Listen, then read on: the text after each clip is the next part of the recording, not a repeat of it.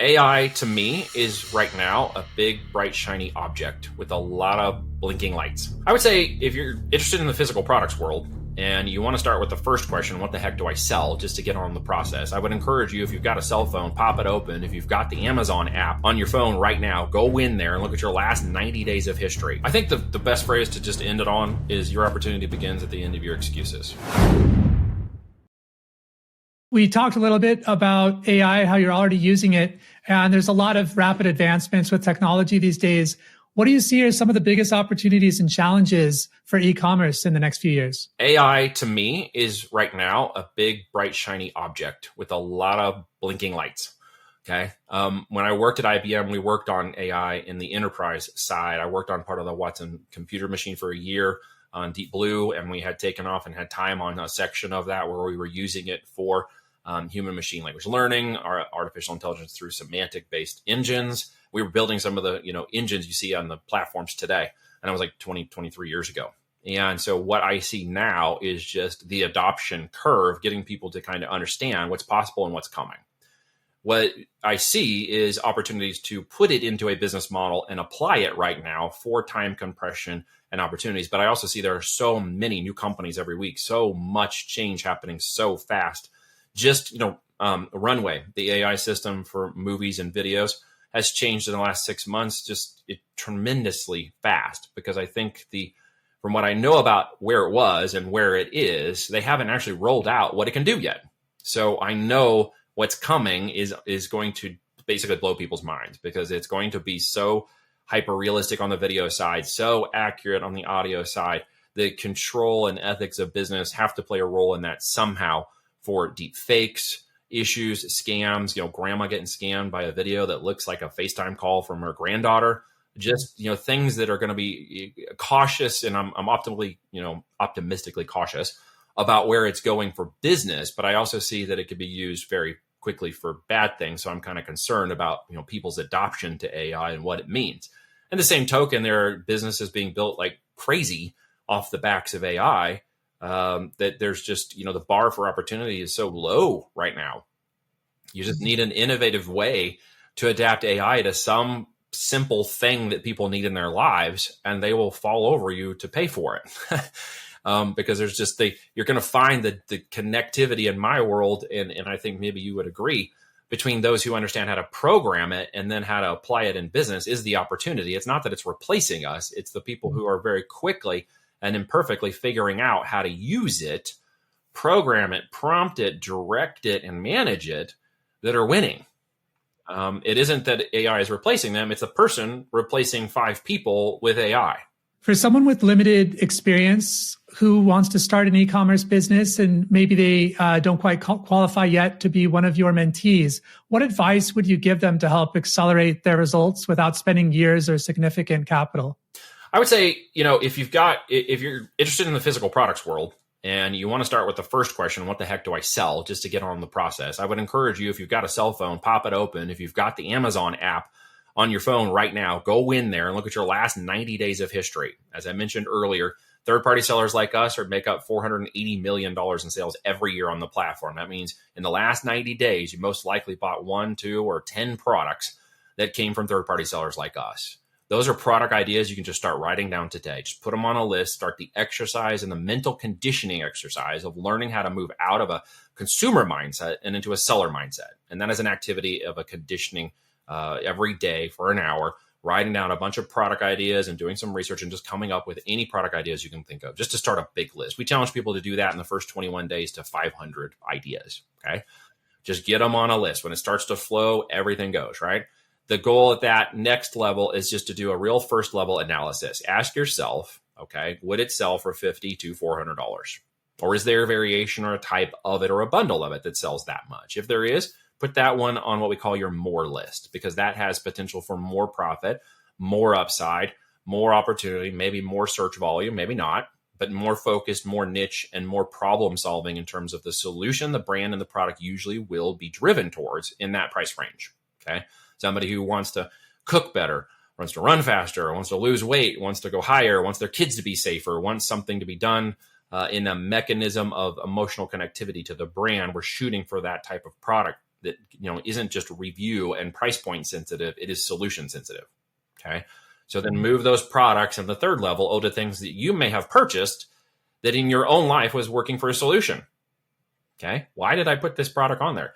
And then in the process of that, you might define that you are the avatar that you're searching for. Okay. You might find it's your sister, your husband, your wife, your significant other, a family, a friend, a cousin, an uncle, and you name them. And when you name them in that process, part of the condition I want you to go through, if you're listening to this, is to start asking yourself who they are. What do they like? What do they do? Do they have kids? No kids? What are they buying? What's of interest? What's most trending to them? What did I know that they just bought that then they're excited about? And move that down on that more list again, and just look at people you can kind of define and say, well, why would they buy this? What was their most key beneficial point, right? What did they tell you about it? If you were really listening, then you might be able to pick up on that or go back and intentionally ask them some questions as a part of that process. You'll discover very quickly that you can find a great list of products. And it's a first step in this process. You mentioned launching a brand that hit thousands of dollars per day in revenue within like less than a few weeks. What strategic approaches or tactics did you use to achieve such a rapid success? You touched on some of them already, but I was wondering if you could add to that at all. Well, the product itself has more than $50 in profit per unit. Okay. It has more than 15 to 20 million searches a year for two of the primary search terms we know are driving sales for that. Okay. They're very targeted search terms relative to it. Amazon's system in our own database told us these searches are between 15 to 20 million. So we know it's in very high demand for that one product. It has 15 to 20 million people going to Amazon every year and getting and looking for that product in 30 seconds or less. So we know that that demand is a straight line opportunity. We know there's already a river, okay, running and flowing 24/7, 365 of people who are looking for that product. Okay. So our first opportunity cost is to simply get a product in front of it. It's right there. There are buyers waiting. They're buying somebody else's product. Yours is not being bought because it's not sitting there. Okay.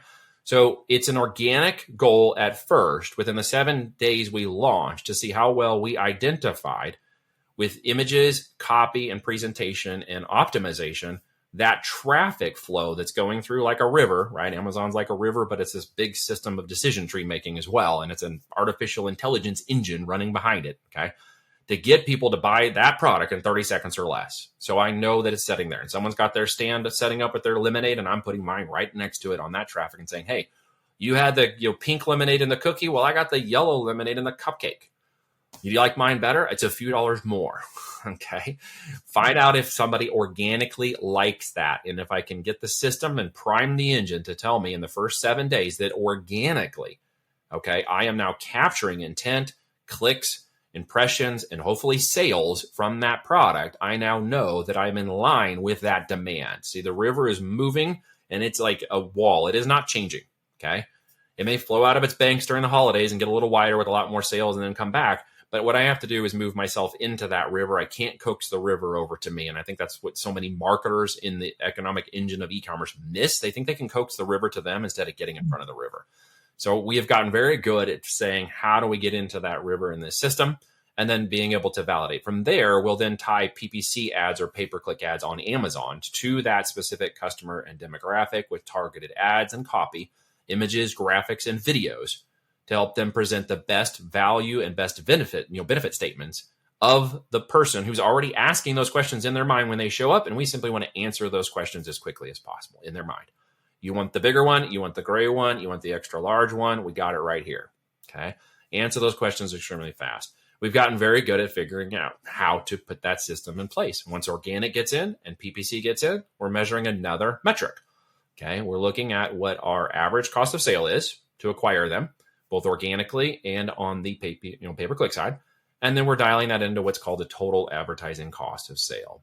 Okay. If the advertising cost of sale threshold comes in at 15 to 25%, our goal is to get it down to 8 to 15%.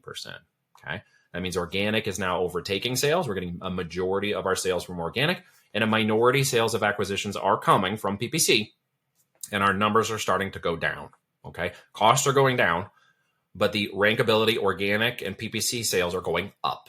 Okay. It's an inverse relationship. As we see that inverse relationship turn, then we're looking to say, how fast can I move through that test order? Okay. Maybe 200 units. And give a projection of profitability goals up to a 12-month run rate in our what is called our green light process to see what the projected profitability would be if there were 2,000 units or a full container. of that product. If I can predict based on that data, okay, that is going to occur, then I'm going to go order 2,000 units, right? I know the data is moving. The prices are inverting. Excuse me. I got like allergies of the yin yang, so my throat's like crazy. But I'm watching that data invert, okay? And as it inverts, I'm going to apply more budget to the PPC, and I'm going to say, how many more customers can I acquire as fast as I can, knowing they're going to increase the organic ranking or the first price sales, full price sales, right? When I see those metrics turn, the ACoS come down, it's a runway home. It's just a matter of time and market with reviews to prove the product is good. Close that engine, okay? Reviews come in and it closes the engine positively and says, hey, this is a good product because now we got good data and we got a good product on the other side. And that's an economic engine that can go on for years and grow extremely fast. It's not the largest case study I have to date. Wow. Yeah. No, thank you for that breakdown. It's fascinating. You're also the host of a top 5% globally ranked podcast where you interview high voltage entrepreneurs. What is a high voltage entrepreneur? How do you define that? Well, it's basically someone who has already surpassed $1 million in sales, okay, or is going after next $1 million in sales on whatever vertical, preferably e-commerce. But we also talk to people in real estate. I talk to people in business development. I talk to people who are, what I consider to be high performers. They're in the growth. They may have done 50 or 100 million in sales. They may have done 6 million in sales, like Kevin Harrington. The goal is to get people to kind of hear and gain some information. I refer to it as a know, like, and trust podcast. Okay. 25 minutes, get to know this person, decide if you like them or like things about them that relate to who you are. And if any of that comes to a trust, then you will like what we're talking about on the podcast. You might reach out to them. You might reach out to me. There's no advertising and no pitching. And it's supposed to be just pure value, fly on the wall conversation for 25 minutes and to give them something to walk away and take actionable in their life that day, hopefully. Yeah, great. And at voltagedm.com, you've got your podcast, link to your blog on Substack, a lot of resources. Is there anywhere else that you would direct people to follow what you're doing? We've got the social media of your choice. Basically, if you prefer Instagram, we're there. If you like the YouTube, go over there. If you like the website, go there. We got training and a 3-part workshop for free. Kevin Harrington and I go over our presentation on the As Seen on TV to give you the boundaries and framework of how we choose basically 5 to 7 people a month to work with us if I feel they're qualified in that process. And of course, the book is there. If you want to get the guide, it's like $4.95 right now. It's like stupid simple. And we ship you a book over there instantly, or you can grab the paperback if you want. And then I just provide more software and more training for people to get through that first 3-4 steps of the process and really learn if this is something that they feel they can do. And if they can, then they reach out to us. Yeah, that's great. I see the book on Amazon. You can get on paperback or Kindle. We'll put the link there in the show notes as well. Really fascinating talking with you today. Your journey seems like at first it seemed kind of perhaps atypical, but listening to you talk, it seems like it was the only journey. Everything kind of stacks up so perfectly with where you are right now. And I can tell you've got a wealth of knowledge. We barely scratched the surface. So I'll definitely be checking out your book myself and following along with your podcast. Is there anything we didn't touch on that you feel we should highlight? I think the best phrase to just end it on is your opportunity begins at the end of your excuses. How about that? That's a good one. All right. Well, we all have them, right? And we all use course. whatever reason and justification to stop, not do something, or feel the fear and whatever. And I'm just saying, do it anyways. Figure it out. Be agile and tenacious, and eventually you will win. It just takes time. Be agile and tenacious. I'll take that to the bank. Wonderful. Well, thanks, Neil. It was a pleasure. Thank you for your time, David. Appreciate you.